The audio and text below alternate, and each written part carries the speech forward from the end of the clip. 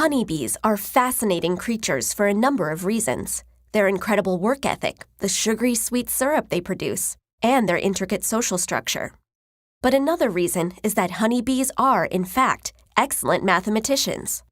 Scientists claim that tiny insects can calculate angles and can even comprehend the roundness of the earth. But there's particular mathematical bee genius behind the most important aspect of honeybee life, the hive. Just like humans, bees need food and shelter to stay alive. The hive is not only the bees' home, but doubles as a place to store their honey. Since it's so central to survival, honeybees have to perfect the hive's architectural design. If you examine any piece of honeycomb, you'll see that it's constructed from tightly packed hexagonal or six-sided cells. Of all the possible designs, why do honeybees choose this one? To understand, you need to think like a bee. Bees need a secure place for their entire colony to live. Similarly, there needs to be a place where their nectar can be stored and ripened suitably, until it turns into honey. That means there's a need for some serious space efficiency.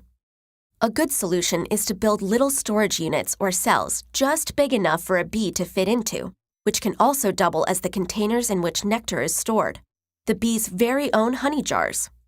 The next thing is to decide what the little cells should be made out of. Bees don't have beaks or arms to pick up things, but they are capable of producing wax. The thing is, producing it is a lot of hard work. Bees have to consume 8 ounces of honey to produce just 1 ounce of wax, so they don't want to waste it. So they need a design that allows them to store the largest possible amount of honey using the least amount of wax. What shape does that?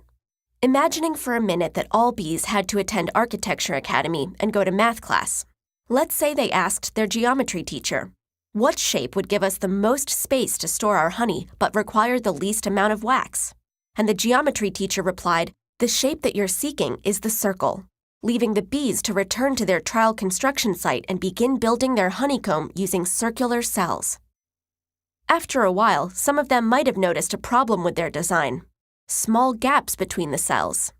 We can't even fit in there. That's wasted space, they might have thought. So, ignoring the geometry lesson and taking matters into their own hands, the bees went back to the drawing board to rethink their beehive design. One suggested triangles.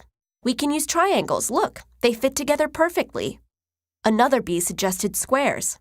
Finally, a third bee piped up and said, pentagons don't seem to work, but hexagons do.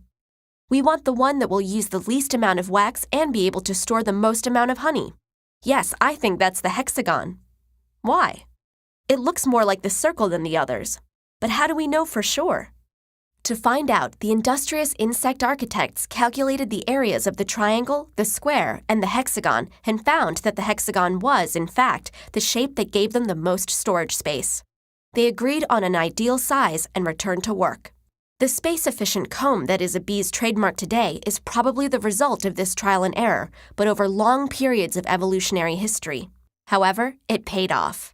Peek into any hive, with your protective goggles and netting on, of course, and you'll see the end result, a beautiful, compact honeycomb that any architect would have been proud to design.